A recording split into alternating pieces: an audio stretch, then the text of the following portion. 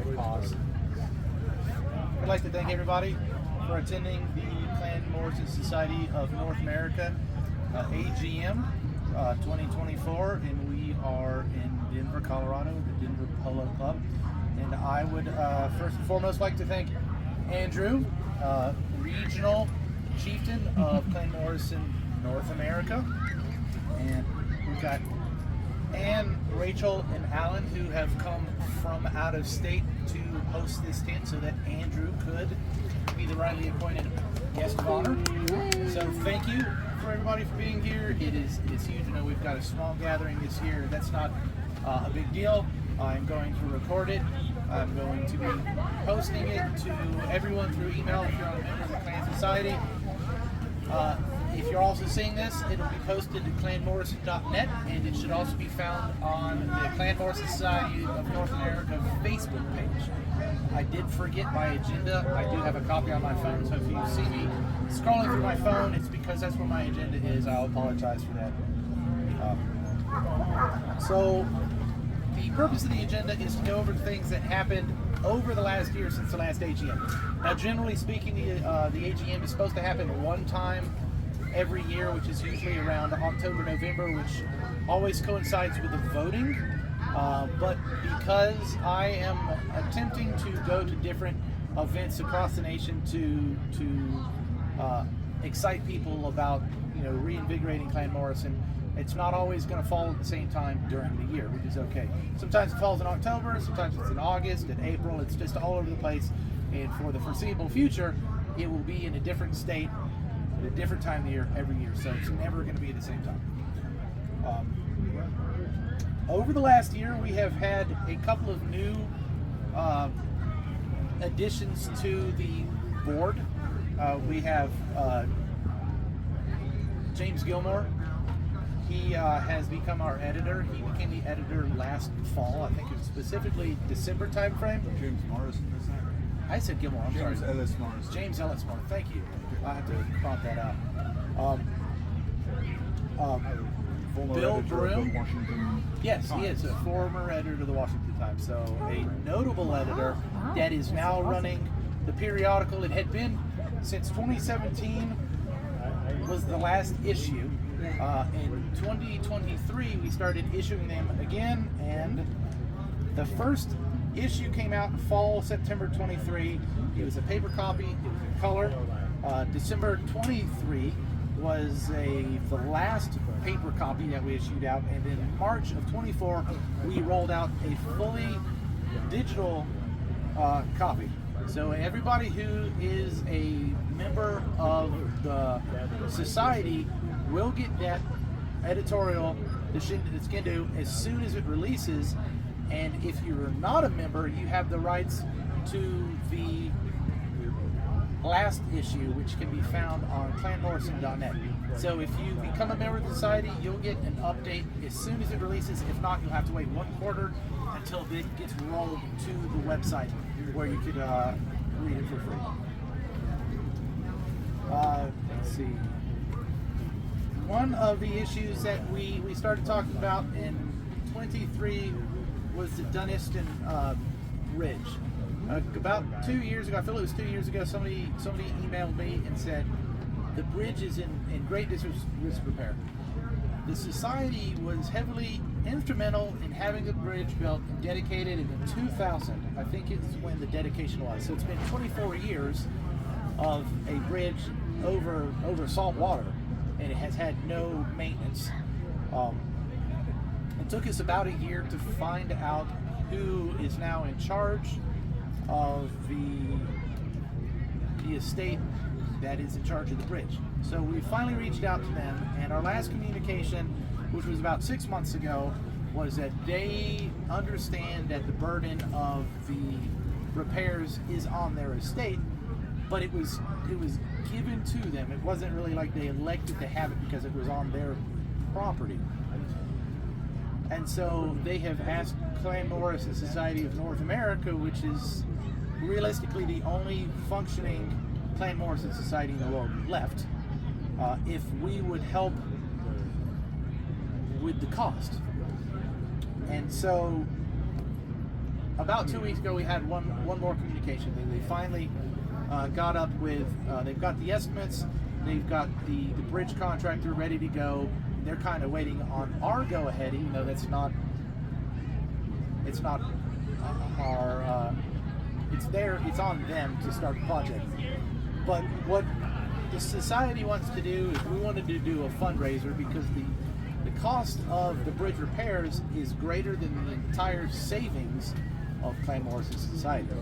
So we have about $40,000, give or take $1,000 at any time, and we're not hemorrhaging money, but we're not making money. We're sustaining, which is better than losing money. So as it stands, Clan Morrison has enough funds to last forever as long as we can maintain our money without hemorrhaging. The issue is we can't stroke the contractor a check because it's going to cost more than we have. So what we would like to do is we would like to host a fundraiser where we would ask you if you would donate, and we could maybe cover the costs of about half. Now, we have not told the contractors or the estate owners how much or what percent we want to give, because if we fall short of that, it would be a blight on the society. So we have promised to help them, but we said we can only help you with what we're able to raise. I would like to raise about $20,000, and then we'll give that to them. And when it's done, we would like to do a bridge rededication, probably in person. And if it can happen, I would like to do a bridge dedication in conjunction with the Chief's ascension ceremony as he finishes college. I think he's got about 2 years left. So if we can do this project, get the repairs done within about 2 years, we can go to Scotland and do the Chief's standard raising ceremony as well as a bridge party. Just have a good time. Next, membership. Currently, we have 480 members in Clan Morrison, which is the least amount of members that I have known about since I became the president in 2019. 387 of those members are lifetime members. 113 of those people do not have email, or they are old enough to not care about having an email. 71 annual members every year are renewing. We have 15 foreign life members and 7 annual renewal members, and we have 124 members without an email on file. So if you're seeing this and you're not getting your periodical in the mail, you need to reach out to clanmorrison2019@gmail.com and say, hey, I'm not getting what I think I've paid for, and we can help you out with that.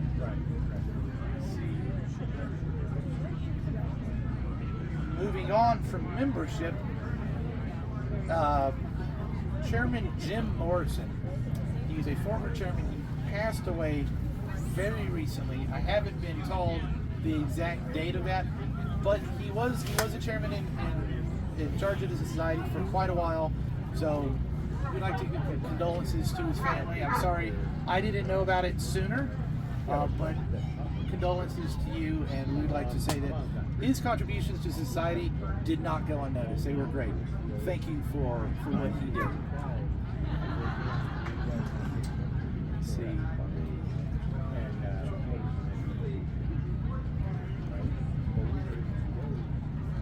I guess he was he served as the chairman, the High Seneschal, which has now been changed to national coordinator. I know a lot of you older society members will recognize Seneschal as being kind of the high convener for the nation. We don't currently have anybody serving in that position, but we did change that position to national coordinator because Seneschal is a French word, and it has no place in a Scottish society. So we did change that. We have changed some of the other titles to we won't be using chief or chieftain to refer to anybody working for the society, as we are a corporate entity and we're not part of Clan Morrison proper, so we can't be so smug as to call ourselves chief or chieftain or any other proper title. So we're going to use corporate entity titles going forward. Let's see. I said earlier when we were talking about the bread product, our funds for the society is about $40,000. I don't have the exact amount, but from month to month it can go up a couple $100. But we're sitting at about $40,000 right now. Correct me if I'm wrong, but I do believe lifetime membership is $350 for anyone coming in. And I know with inflation, $350 is a lot of money. So I would like to make a proposal here officially now. And in order for the proposal to move forward, I would need one of the body here today to second it. If you guys don't agree, don't second, it's fine. I would like to review reducing membership fees for lifetime members to $200 or less. So I'm looking in between, from coming from $350 to in between $150 and $200 for lifetime members. And part of this is because the younger generation, it's not getting cheaper, and there's a lot of inflation going on right now. So for me, I would rather bring in 2 members for the price of 1. And not only does that do is that will give an easier in for the younger generation. And I think everybody could agree that there's not a whole lot of young people associated with the society in an official manner. But we want to bring them in. The added bonus, if you can bring in 2 people on an official level, I'd rather have more people at my disposal than fewer people for the same amount of money. So that's a motion I'm making right now. Second. Thank you, Ann. Will I have to go to a vote over the internet? So that actually brings me, I'll go segue into my next point. The bylaws, the constitution for the society was made before the internet was as widely spread as it now. So it is written in such a manner that they wanted everybody to vote. So what we can do now is we want to make a motion to look into how we can legally change the bylaws, seeing as how our members are spread over an entire nation, and you'll never get more than 2 or 3% of the body to vote. So we have to go in and look to see how we can do what we need to do to change the bylaws, given the fact that we know only 10 people are going to vote. And can those 10 people legally vote for a society of around 350 people? So we're going to be making a motion soon to look into how to legally change the Constitution from a standpoint, because we are a 501c3 nonprofit entity. We can't just go make changes. It has to be done on it has to be done legally. Let's see. Website, clanmorrison.net.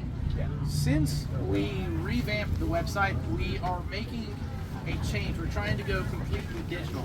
We're going away from all the paper-based. We want people to be able to go from our Facebook to clanmorrison.net and back and forth with just a click. We want to go digital. Everybody's using phones and everybody's using computers, so we want to modernize so that 10 years down the road we're not antiquated. Since we have revamped Clan Morrison over the last 12 months, we have had 6,391 visitors. That was as of 2 weeks ago when I wrote my agenda.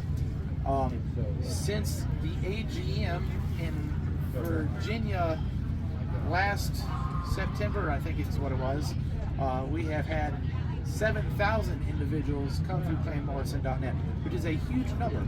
If a fraction of those numbers were to join Clan Morrison Society, we would have representation everywhere.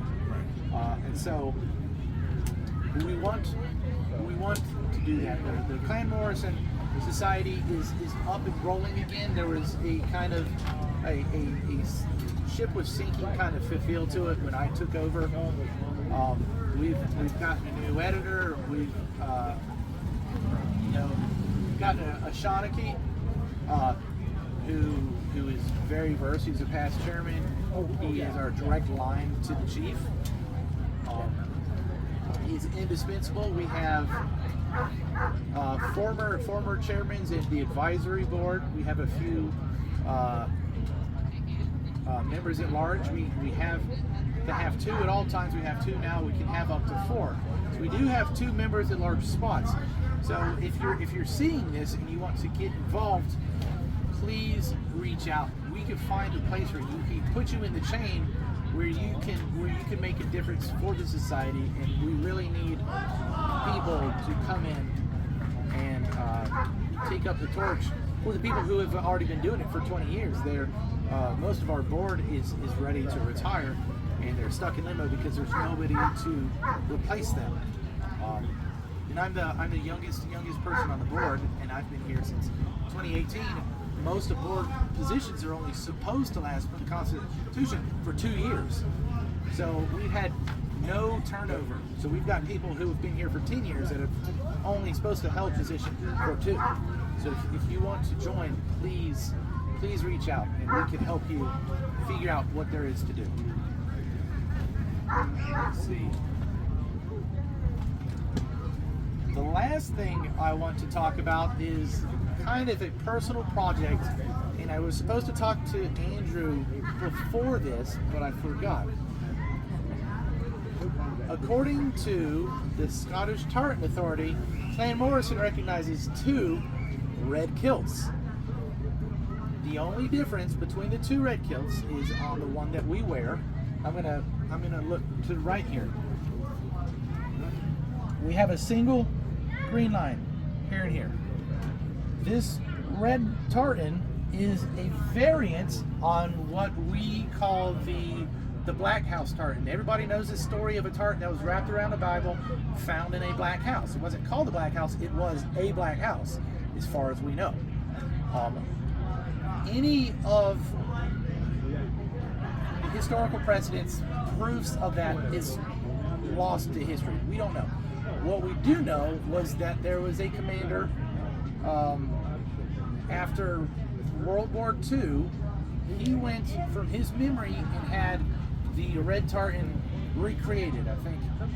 And this is the one that he had recreated. So when it came out, it was a single green line here. We've got the 4 double lines. According to the Scottish Tartan Authority, there is another red one exactly like that. Instead of having the single green line, it has double green lines. So this one right here is kind of the wrong one. That's my opinion. I don't know how Andrew or Alistair feel about it, but as far as I know, the one that's in production is the one that was the mistake that was recreated from memory. So there is a historical precedent that says there's another one that's almost exactly like this that is not in production, as far as I know, anywhere in the world. I would like to look into doing a custom run of the original 2-line red tartan, so that any Morrisons that want one, and we can talk about this later, I may be in for a tongue lashing, I don't know, can have the material sent to them, and they can send it off to their bespoke kilt maker to make it. Now the thing is this tartan runs about $80 a square yard, and most weavers will not do a custom run of less than 150 yards. So if you look at the average kilt, a small kilt running about 4 yards to 8 yards, which I would consider proper. So you're looking at probably, and my math is bad, but a lot, probably 15 or 20. So if we had 15 or 20 people who were willing to pay full price for just material, we could justify possibly having the society pay for the run and then selling them to individuals who might want something that has not been around for a very long time. And for me, I would love to have what I consider the most proper Morrison target. So that's the thing that we'll get up with. And I'm going to make a motion that if there's anybody watching this and they're interested, reach out to clanmorrison2019@gmail.com and say, I would be interested. If I can get about 20 people to sign up to have the material made, then I could justify doing that, paying for it with the society funds, and then putting that money back in later. That's all I have for the society. Does anybody have any feedback? Do they want to talk about, say anything? It's a great idea. Good. Very good. If people actually had the awareness of that avatar and the knowledge that it was more authentic, I think people would be delighted to get their next build. Absolutely. Not me, because I personally prefer the So you don't want the tomato tart. I just, we always called it tomato soup, and even in the sort of more vibrant red colors, I have a preference. This is my first kilt when I was 2 or 3 years old, was in this, and this is what I also have a preference for the green kilt, but if you look at the history of it, it's not actually registered as a hunting target. Morrison doesn't recognize a hunting target on every other clan that has a green target. It's registered as that clan hunting. It's just a green variant that was given, well, that the society had made in 1909. When I was a child, this was the only one we knew about. That's right. And then the discovery was made, and the tomato soup started appearing, and one of the first champions of it was my great uncle John, who was the chief. And so it became known as the chief's tartan for a while, because he said, I recognize this as the authentic tartan. Now, it may have been that they got it slightly wrong when they were doing it, but still, for him, the red was what he wanted people to wear. So he wore it, Ian wore it, Rue wore it, Alistair wears it. It's been worn by the chiefs ever since. And that's great, but I grew up with this. So, I particularly like wearing the green as part of my daywear ensemble, and I generally reserve the chief's tartan for any time I'm black tie or above. I wore it last night to dinner. I hardly ever wear the red tartan during the day, because for me it is a little bit busy, but it seems a more formal tartan, and I would like to have one made in what I consider the most appropriate Clan Morrison tartan. That's right.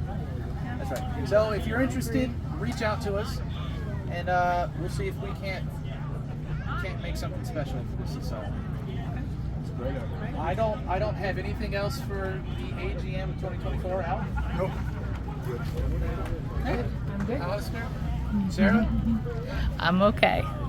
So that concludes the 2024 AGM in the Denver Republic of Colorado. I'd like to thank everybody for having watched me. I know I'm unassuming, but thank you so much for being with us, whether you're here in person or whether you're watching online. If you have any questions, comments, concerns, positive, negative, or indifferent, please reach out and we will address each one of those as appropriate. Thank you so much. That concludes the meeting. Thank you. And thank you, Andrew. Andrew.